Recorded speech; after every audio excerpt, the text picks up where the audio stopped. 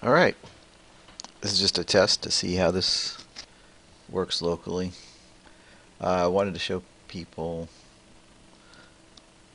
this is a Pauper deck I've been playing on Magic Online. Um, I like playing Constructed and Limited, but Constructed on anything but Pauper can get to be pretty expensive. Um, that's not to say there aren't um, expensive cards relatively in Pauper. The Pauper format is commons only, or cards that have been common in some set. And right now, there's two types of Pauper going on Magic Online. One is just Pauper, where you see all sorts from all sets, and there's Standard Pauper, which I don't really see a whole lot played, just in the for fun room, um, and I don't really see any scheduled events. But there's a daily Pauper tournament and other stuff, so there's some pretty serious decks and competition going on, and I just wanted to see how this.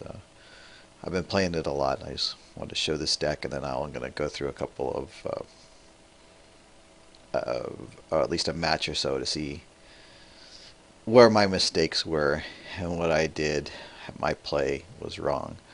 Um, so this is my Affinity deck, which from years ago when I was actually playing this more heavily, I played a similar deck back when Maraudon first came out. So that's I had a lot of these spells already, cards already. I didn't have to go out and get them for the most part.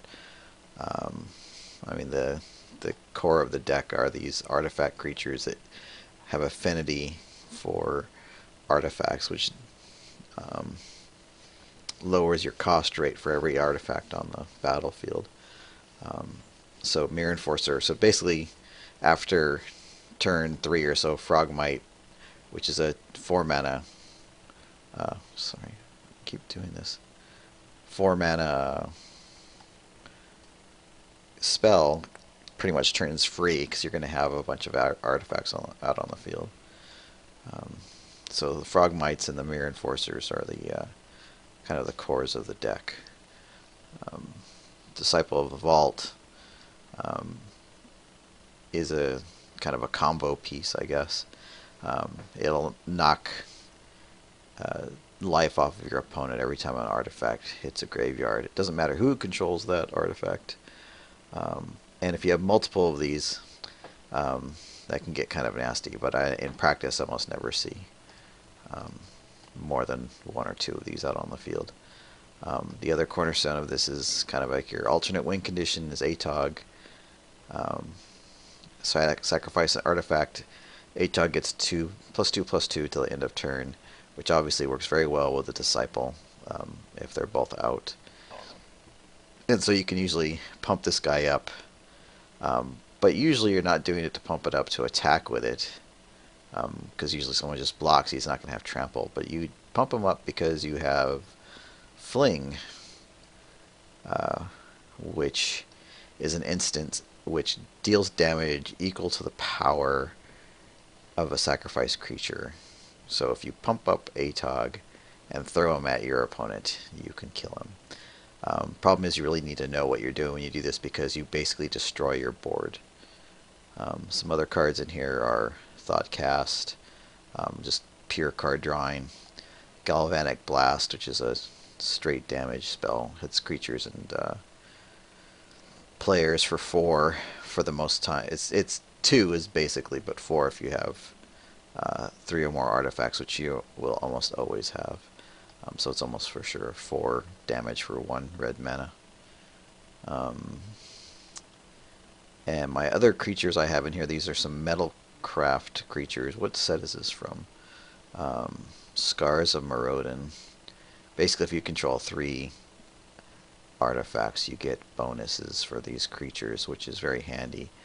Carapace Forger, sorry, the green one, you get +2/+2, so this comes down as a 4/4 for 2, which is pretty handy.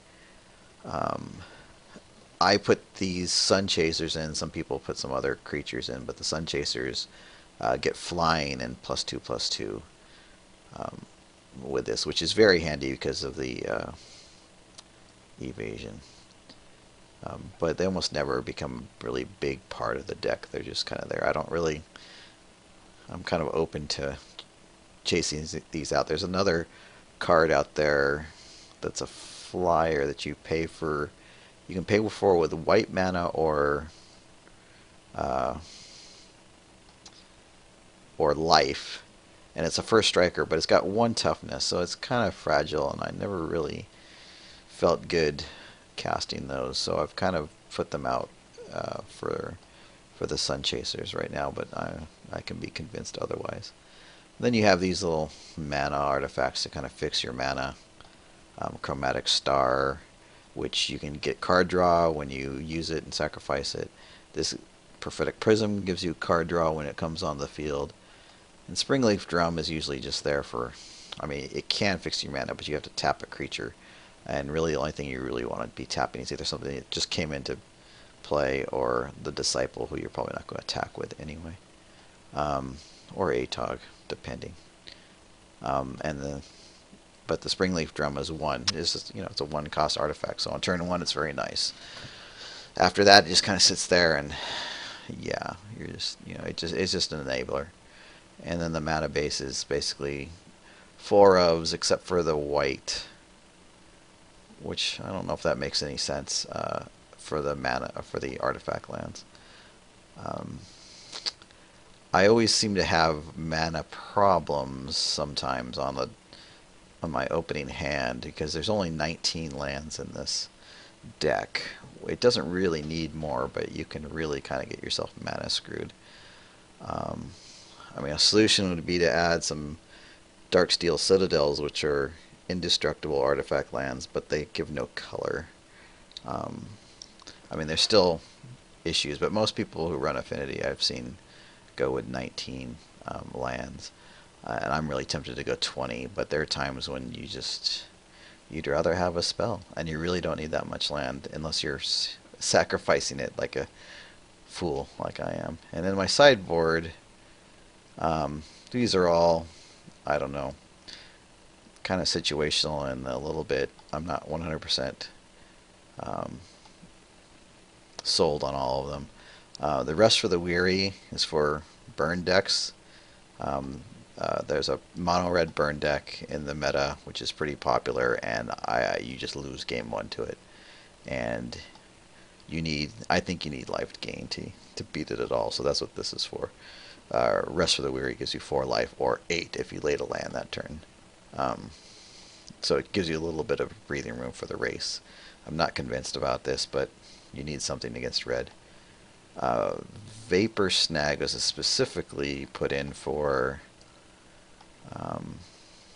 a Cyclops deck. There's a deck that uses a couple creatures, a red-blue deck that uses creatures that gain +3 or +4, depending on which creature it is, whenever you cast a sorcery or an instant. And what the deck does is gets that creature in play, then casts about 4 or 5 things, including sorcery or instant that makes the creature unblockable and double strike, and just ships it and kills you. Usually there's not a whole lot of counter magic in that deck, so Vapor Snag really freaking hurts them. I've had guys just quit after you Vapor Snag once. It basically sends a creature back to their hand, and it's like, whoops. Doomblade is kind of similar. When you need more creature destruction, and 4 isn't going to cut it, then the Doomblades come in. I like the card. I don't know how useful it's all going to be. Ancient Grudge. Destroy target artifact with flashback. It's for the mirror matchup. And I've learned that if you have the mirror, and after you sideboarded, it would be really beneficial to have this in your opening hand and red mana. Because the first one, Ancient Grudge, is just going to get a huge, huge advantage. And Electricity, I can't even say it, Electricity is for little weenie decks, which I don't see a whole lot of. I've seen like one elf deck, but I don't really see a whole lot. So these Electricity might also be a bit of a stretch.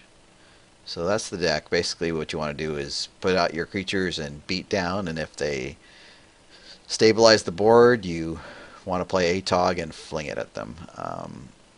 That's pretty much how the deck works.